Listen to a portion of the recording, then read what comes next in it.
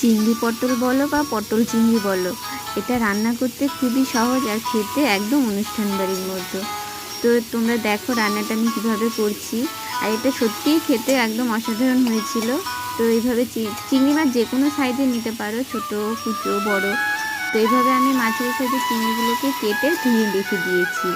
তারপরে আলুগুলোকে ডুমো ডুমো করে কেটে সেগুলোকে তেলে হালকা ভেজে নেব হলুদ আর লবণ দিয়ে।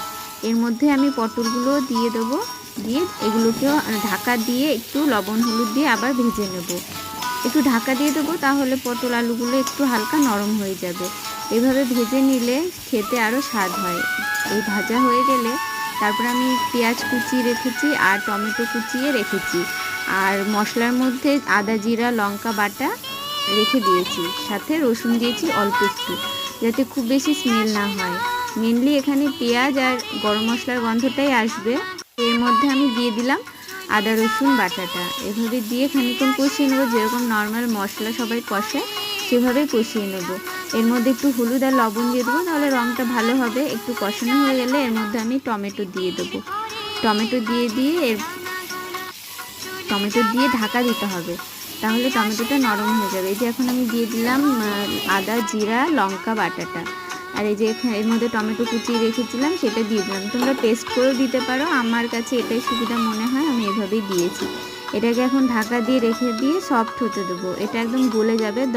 চাইলে সামান্য যদি লেগে যায় তাহলে একটু জলও দিতে পারো।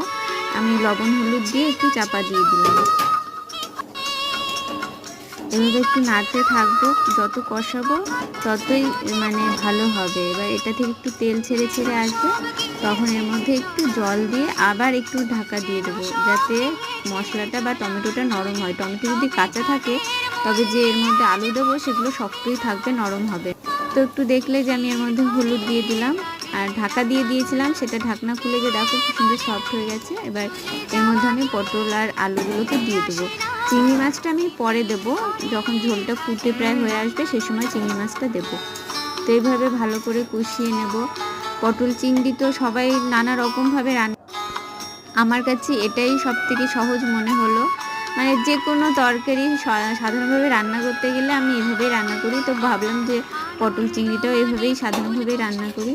তো এভাবে ঢাকা দিয়ে দিয়েছিলাম আলু পটলটাকে জল দিয়ে, তো ওটা একটু নরম হয়ে গেছে। এবার এর মধ্যে আমি দিয়ে দিলাম পটল চিংড়িগুলোকে।